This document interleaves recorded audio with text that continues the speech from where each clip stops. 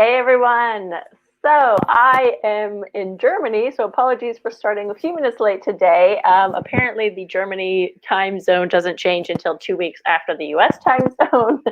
So yeah, I'm a few minutes late today, but I am very excited. We have some cool and interesting topics to talk about today. But before I get started, I would love, if you are joining me live today, to just comment in the chat where in the world you are watching this from. We have a big international group here, so I always love to see where in the world everyone is watching from. And also, if at any time, if you have any questions that, even if it's not related to the topic which I am going to be covering today, again, just comment it in the chat and I will do my best to answer your questions, either immediately if I see them or at the very end of this Q&A session. So I'm planning on keeping today's Q&A a little bit shorter, and there is a specific topic which I wanted to discuss, and that is the topic of our horses having an opinion. Now, what I mean by that is horses are constantly talking to us. So, whether it's something very obvious, like, them pinning their ears because they don't like us when we go to, tighten the girth, or if it's something very subtle, maybe it's them tossing their head slightly while we are riding them. Maybe it's the fact that they're not relaxing, or they're spooking at every bush and, every other stone and, something like that. Or maybe it's something like when you go to mount and you want to get on them, they don't want to stand still. Like they keep moving their feet and they're a little bit antsy, or, whatever it is. So horses are always talking to us. They're always giving us feedback. And I see a lot of equestrians, they don't really listen to the feedback that the horses are giving us. And it's kind of common for riders to try and silence the horse's opinions. Like we see a horse that has an opinion as a negative thing. So, if the horse is crow hopping, or again, if they're tossing their head, or if they're not standing still, we automatically say, oh, my horse is being naughty. And we kind of categorize them as being naughty, and then we punish them, or we wiggle the rope, or we shorten the reins, or whatever it is that we do, because we think that their opinion equals my horse is naughty. And so we try and control them, and we try not to allow them to actually share their opinions with us. So that is kind of the topic that I wanted to talk today, is how do we allow our horses to share their opinions with us? Of course, not in an unsafe way. I don't want to ride a horse which is bucking and bucking and bucking, but also you have to ask yourself, like, why are you riding a horse which is bucking? Okay, if your horse is so desperate to have you off, then why are you there? There's obviously a piece of that puzzle missing that should have been fixed or addressed way before you got on to ride them or do whatever it is that's making them want to buck. So again, that's our kind of discussion for today, is what to do, about allowing a horse to have an opinion and still stay safe. And does allowing the horse to have an opinion, does that mean, oh, for example, I have a mare Q. She's one of those very stereotypical, like, mares. She's always got an opinion about everything, everything. She's got an opinion. She pins her ears when we're brushing her, when we're going to put the girth on, when we tighten the girth. And she's got like the most expensive, like, memory foam, nice girth ever. But, she's an off-the-track thoroughbred, and she's got an opinion about it. So does a horse that has an opinion, does that mean, like, oh, I just shouldn't put a girth on her, or, oh, I should just only ride her bareback, or I shouldn't ever groom her? So no, it's not about, like, if the horse shares their opinion, that you don't address it, but there is a better way of communicating with them. And again, that's kind of what I want to talk about today. So I noticed we have a few people watching live. So if you are live with me, just go ahead and comment in the chat, like, where in the world you are watching. I love to hear. I'm in Germany at the moment, and our time change thing hasn't happened yet, but I know in the US it has. So where in the world are you watching from?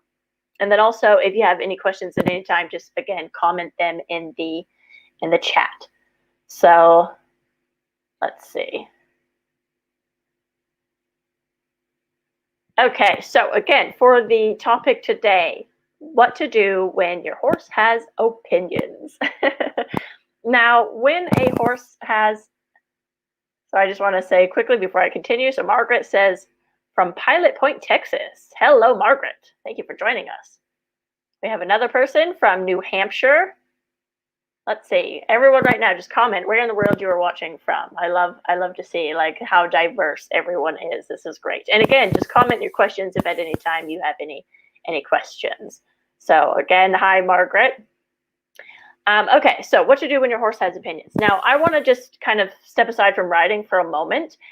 Kara says, hi from Western New York State. Hi. So when we are riding, you know, there's a lot of times where riders, again, when they think their horse is being naughty, they think a horse with opinions equals naughtiness.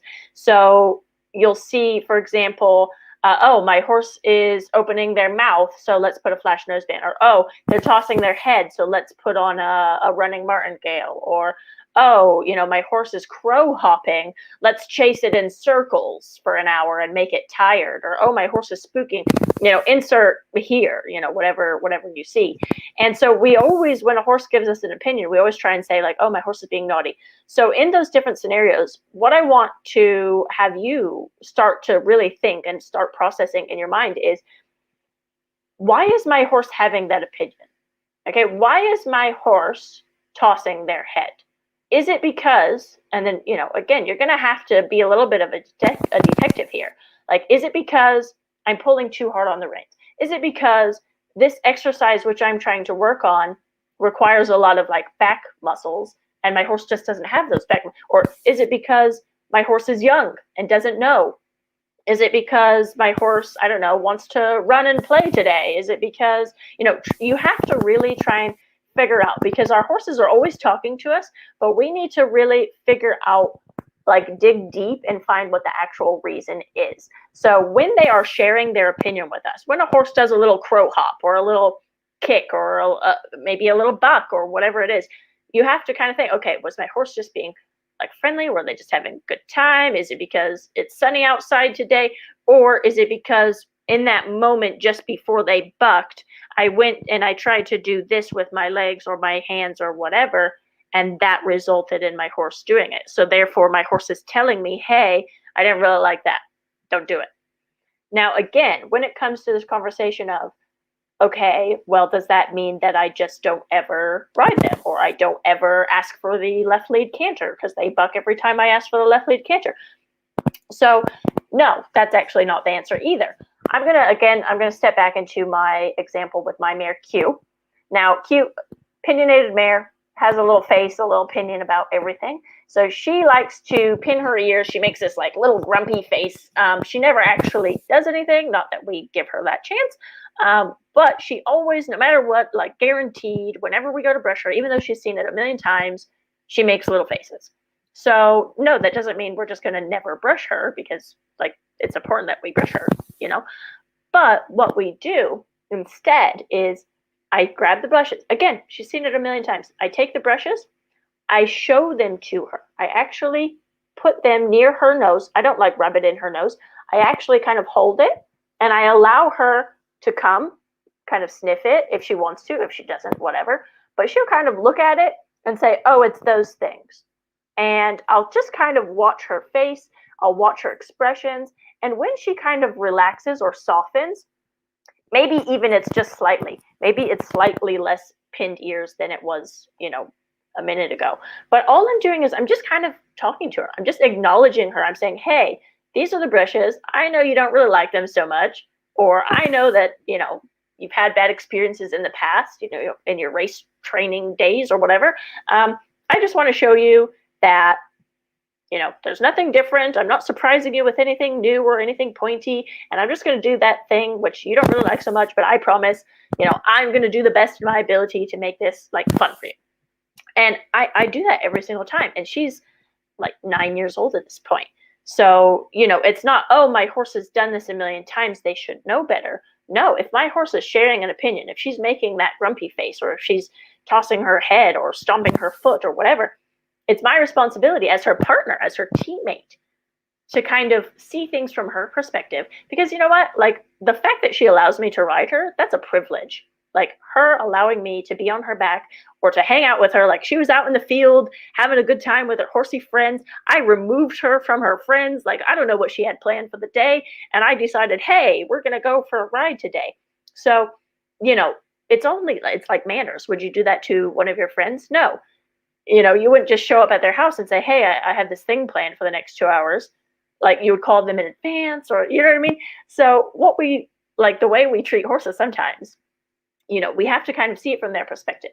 So we have to allow them, like, hey, this is a privilege that I get to ride you.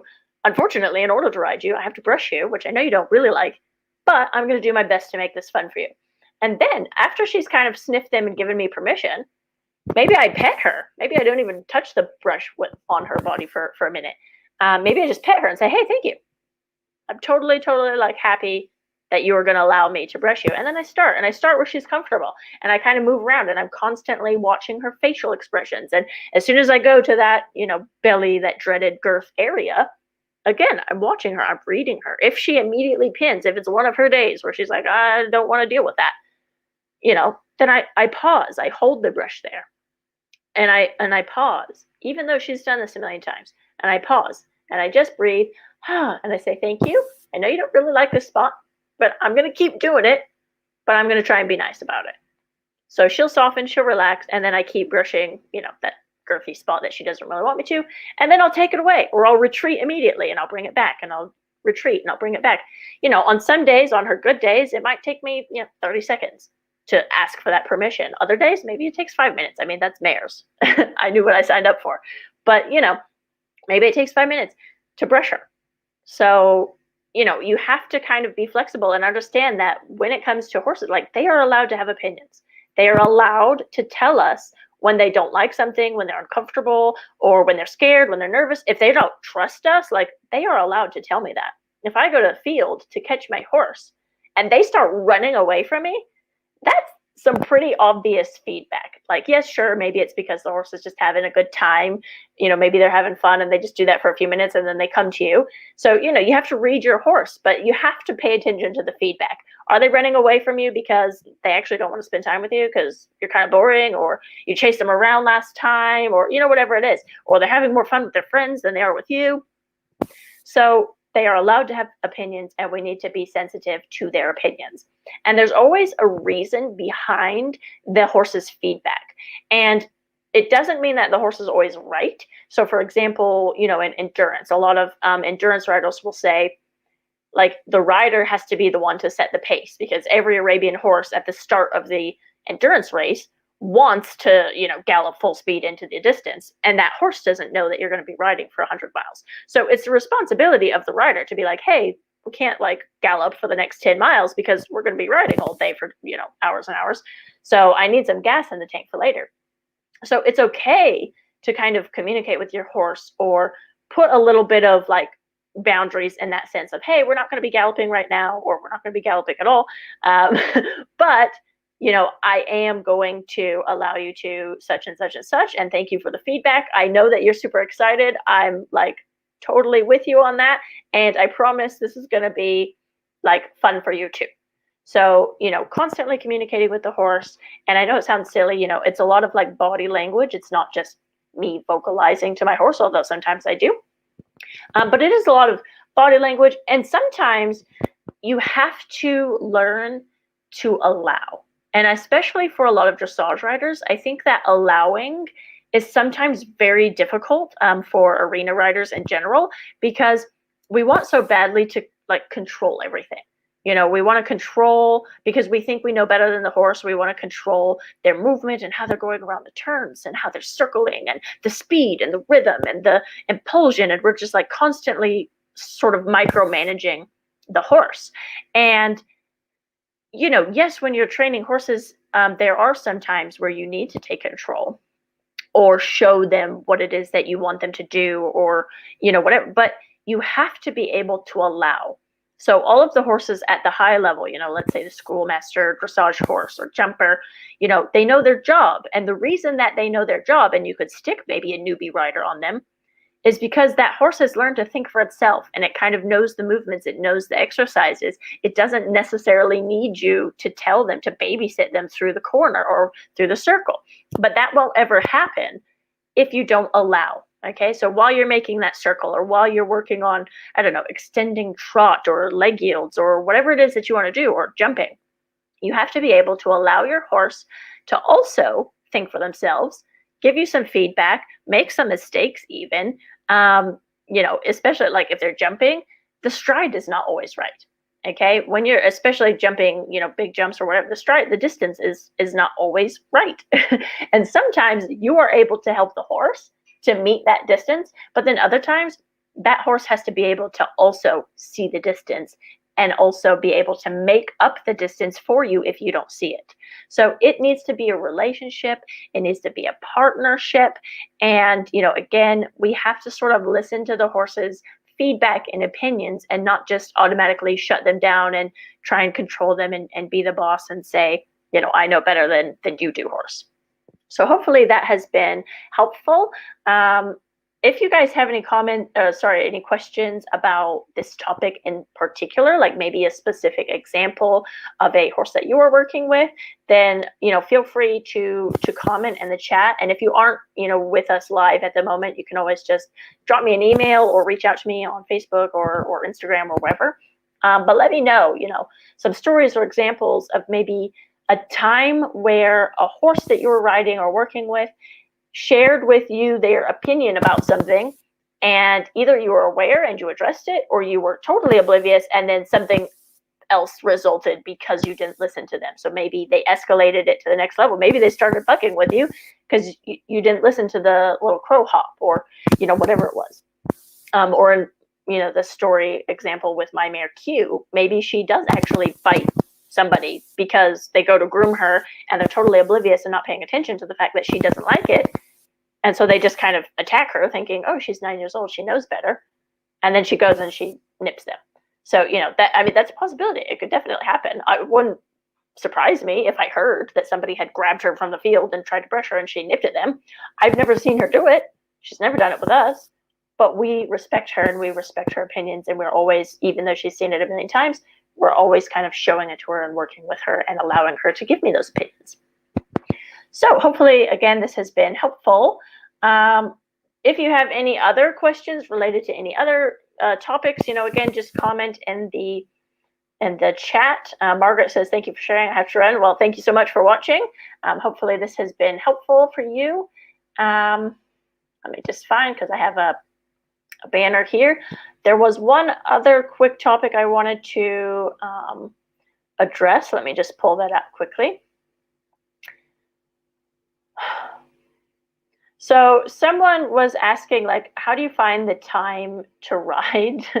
And, I know it's such a crazy topic. How do you find the time to ride?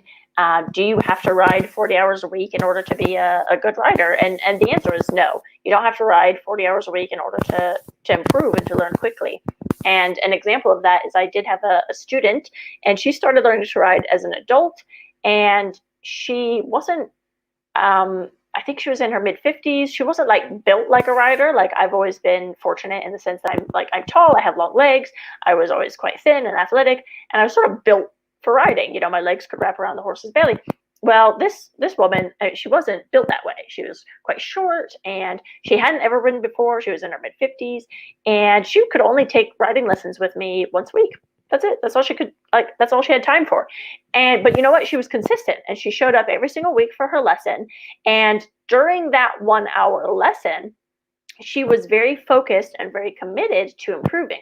So, I was working with her on, I would structure her lesson plans in advance. So even if you don't have an instructor, you can structure your rides in advance. And again, that kind of goes into the, how to find time to ride. When you actually know, okay, I want to spend 10 minutes warming up my horse and another 10 minutes working on some, dressage moves from last week. And then the last 10 minutes, I want to work on, these cavaletti exercises or this jumping exercise, or I want to work on, whatever it is. Maybe it's working on your own position. Maybe it's I'm just going to drop the reins for 20 minutes and I'm just going to work on my balance for 20 minutes or work without stirrups or whatever. So when I was working with this particular student, that's what we did. I had a very specific, this 10 minutes is for that, and this 10 minutes is for this, and this 10 minutes is for that, and then we're going to work on that. And once we've completed this task, we're going to go and start working on that task. And we're going to kind of start mix and matching, and I'm going to start incrementally challenging her more and more, and challenging her horse more and more, and maybe even changing her to a different horse if that horse is too easy. So, there's lots of things that you can do to maximize the time that you do have to ride. So even if you can only ride once a week, if you pre-plan everything, and if you goal set, and you have this like actionable plan, make it realistic. Don't be unrealistic. Don't say, today, my horse who has never ever done any kind of dressage, I'm just going to go and do canter pirouettes. Like, that's not a realistic goal.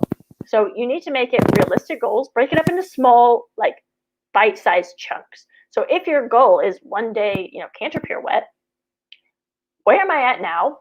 And where's my horse at now? What do I need to do to get there?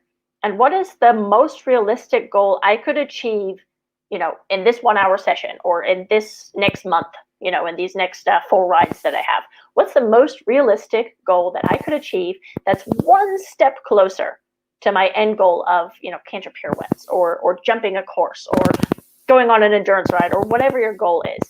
What is that one step, that one little piece that's going to get me slightly closer than I was last week? And that's how you can improve and increase your riding ability rather quickly, versus, just riding. Because I've seen riders who, they do ride 40 hours a week, or they do ride a lot of horses, but they don't improve. So simply bouncing around on a horse just for the sake of checking your box saying, oh, I'm riding 8 hours a day, that doesn't actually make you a better rider. It helps gives you some experience. You start getting the flow, or experiencing multiple horses. But I've met lots of people that they rode lots of different horses for 8 hours a day, and they didn't improve. So that's not the important thing. If you want to improve and you want to find time for riding, write down in advance, realistically, how many hours a week you can ride, even if it's just 1 hour a week. If you can only go to the stables once a week, write that down and maximize that 1 hour you do have that week as best you can by making goals in advance before you're at the stables. When you're at the stables, like, if you don't have a plan, like, you know what I mean? You're just going to float around for no purpose. You're just going to chase the horse in a circle. You haven't seen him in a week. The horse totally forgot who you are. They've been hanging out with their friends. So it's not going to be intentional, and you're not going to get very far. But if you have a plan and a structure, it might not always go as planned. You might get there and you think you're going to work on, I don't know, circles or whatever it is today. And then you show up and, your horse is not having it, or it's, very energetic or covered in mud, or, whatever it is. And maybe you change your plans. But when you have a plan, it makes it so much easier for you to be like, oh, okay, I thought I was going to do circles today. I'm going to go with plan B instead, which was, instead of doing circles, I'm just going to do some groundwork. I'm just going to lunge my horse, and we're going to work on transitions on the lunge line, because I don't, have time to ride, or, whatever it is. So hopefully that helps. And again, if you have any other questions, feel free to comment in the chat. And I know that today's topics have been, I wanted to speed things up a little bit because I was a few minutes late, and I don't want to keep you guys too long. So hopefully you guys have found this helpful, and I just want to throw up my email once more. If you have any questions or any specific topics which you are working on, or any challenges which you are facing with your horse, feel free to reach out to me. I love getting these kind of emails, and it's a lot of fun for me to meet you guys and talk to you and learn a little bit more about you. So send me an email, or reach out to me on Facebook or in the Facebook group, and also share some of your updates. If you are working with your horse and you've achieved a win or a victory, even if it's just brushing your horse while they're not pinning their ears, share that in our group, share that in the comments. I love to hear from you. So yeah, thank you so much again for watching. I'm gonna go ahead and let you guys go and enjoy the rest of your week.